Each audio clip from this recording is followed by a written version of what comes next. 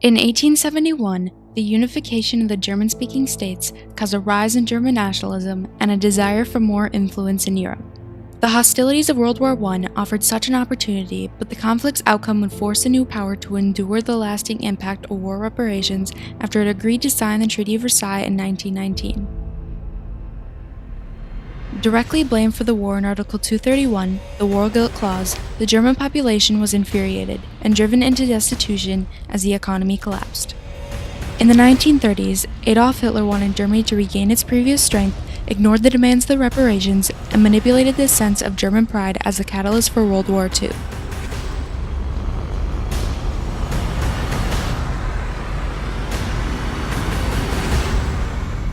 The demand for Germany to pay. The Treaty of Versailles conflict. The rise in German nationalism after the unification of 26 German-speaking states led to the nation desiring more than just territory and power. The new Germany was determined to become a world power. According to Illinois State University professor Ross A. Kennedy, partly it was due to German leaders believing that colonies symbolized being a great power, and that a failure to acquire colonies would somehow lead to national decline. Many pre-war Europeans believed in not only their country, but also the economic, cultural, and military supremacy of their nation. Before World War I, Germany was imperialistic and autocratic. German nationalism was a new phenomenon transpiring from the unification of the German-speaking states. Otto von Bismarck, German Chancellor and Prime Minister, predicted that Wilhelm II would ultimately ruin Germany. The new Kaiser Wilhelm II was envious of other powers and desperate for national success.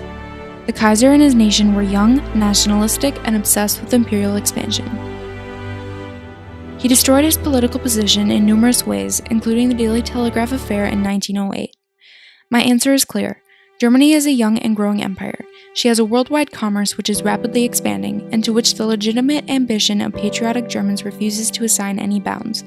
Germany must have a powerful fleet to protect that commerce, and her manifold interests in even the most distant seas.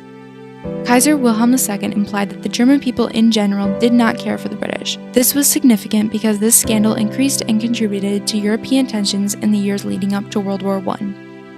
Militarism, imperialism, and nationalism all intensified the mood for war, and German politicians begged for confrontation. After the First World War had come to an end, the total number of military and civilian casualties was around 40 million, with about 20 million deaths and 21 million wounded in battle. The war brought economic disaster to Germany, a loss of power, disrespect to the government, and a traumatized population. The peace treaty would demand Germany to give up its own territory, demilitarize, take accountability for World War I, and pay for the destruction of the war. Germany was blamed because many believed that the rise in German nationalism triggered the desire for war, and that Germany wanted European domination. Britain became involved when Germany invaded Belgium in 1914, which was to be the main reason that Germany was to take complete responsibility for World War I. May 7, 1919 was the day that the finalized Treaty of Versailles was handed off to Germany. The German public believed the treaty was inequitable, claiming that the treaty was an attempt at obliterating the economy. The demand for costs in excess of physical damage in pensions and separation allowances and the assertion of German guilt were to be the main reasons for the financial impossibility of the peace treaty and its moral unacceptability to Germany.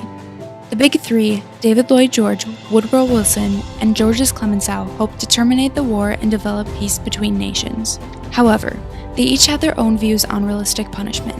On June 17th, the Allies presented a 5-day warning to Germany: sign the treaty or war will carry on. Clemenceau, a French politician, responded to the protesters saying, "The time for discussion has passed." The Allies were compelled to demand from the representatives of Germany an unequivocal declaration of their willingness to sign and accept as a whole, or to refuse to sign and accept the treaty in its final form. Germany's Foreign Minister Ulrich von Brockdorff-Rantzau led the German delegation at the peace conference, but resigned due to the unjustified treaty. He claimed that the German people did not will the war and would never have undertaken a war of aggression. On June 28th of 1919, the German delegates compromised their position by signing the Treaty of Versailles in the Hall of Mirrors. The representatives and the signatories of the German delegation were Hermann Müller, the Minister of Foreign Affairs, and a jurist Johannes Bell.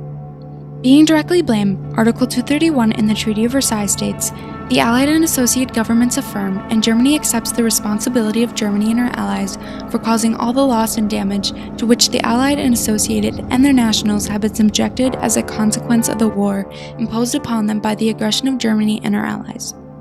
Germany accepted to pay the immense sum of 132 billion gold marks in reparations to fund for the civilian devastation caused by the war. Although the terms were harsh, Germany theoretically did not agree to this, and they compromised their position by signing it because of the threat of war continuing. They could no longer afford for the war to continue, because they were lapsing into economic turmoil. The Treaty of Versailles was meant to bring peace by shattering German nationalism, but instead served to reinforce it. It was difficult for Germans to accept the defeated Germany because it had hurt the nation's pride. The response to the signing of the treaty was tremendously negative. The public and the German population was enraged and flustered, leading up to the protests against Article 231 and an extreme form of German nationalism. Terrorists began assassinating politicians who they thought were responsible for giving Germany such a hard time. The reparations certainly ranked as a major source of outrage. Von Haniel, acting chief of the German delegation, forwarded a declaration of the Weimar cabinet that Germany cannot accept and does not cover with their signature Article 231 of the Treaty of Peace, which demands from Germany that she confess herself the sole author of the war. As a way to recover from the reparations, Germany began printing large amounts of money, leading to out-of-control inflation. When the stock market crashed in 1929, U.S. banks largely stopped loaning money to the Germans, who then stopped paying reparations to the Allies, who then stopped their war debts payments to the U.S. This collapsed the entire international financial system and intensified the Depression.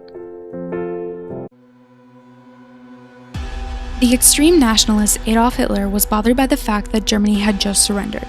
He wanted to regain Germany's previous strength and disregarded the reparations. He joined the German Workers' Party in 1919 and rose to power through his captivating speeches. He encouraged national pride, and by the end of 1920, he became the official leader of what is known as the Nazi Party. The Nazi Party failed miserably when Hitler tried to overthrow local authorities. Its leaders, which included Hitler, were jailed, but were released early because Hitler gained support for his actions. After being released from prison, Hitler resurrected the Nazi Party and began rebuilding and reorganizing, trying to find the right time to gain political power. After the encouragement of national pride by Hitler, nationalism in this nation rose higher than ever before, which ultimately led to World War II. Hitler manipulated German nationalism and responded saying, "Germany will either be a world power or there will be no Germany. And for world power, she needs that magnitude which will give her the position she needs in the present period, and life to her citizens." Using propaganda when the Great Depression hit, he was able to manipulate people into thinking that joining the Nazi Party and going to war would improve their economic situation. The SA was a popular propaganda group that became known for its strong arm tactics of street brawling and terror. Nazi electoral propaganda promised to pull Germany out of the Depression. The party grew from 27,000 members to 108,000 by 1929. Hitler managed to attract a wide following of angry and helpless Germans who were desperate for change. Being driven into destitution, Germany's economy collapsed completely. The nationalist spokesman Karl Helfrich claimed that the reparations ruined the middle classes, driven countless people to despair and suicide, deprived Germany of her working capital, and shaken the foundations of the German economic and social system. Some controversy arose after foreign countries placed protective tariffs on Germany's goods, which meant that they were no longer capable of gaining as much income. The decline in nationalism was due to the German population feeling ashamed and embarrassed of their nation's history. Some citizens believe they are tied to Nazism, being aggressive and cruel. The reparations do not have a direct effect on anything today, but they played a role in the failure to build a stable international economy which contributed to the Depression and thus to Hitler and World War II. According to Professor Gerd Krumich, a German historian, it's a historical curiosity that the Versailles Treaty should continue to have a financial impact to this day. On October 3, 2010, 92 years after the country's vanquishment, they finally paid off the reparations, and Germany serenely closed the conflict that had shaped the 20th century.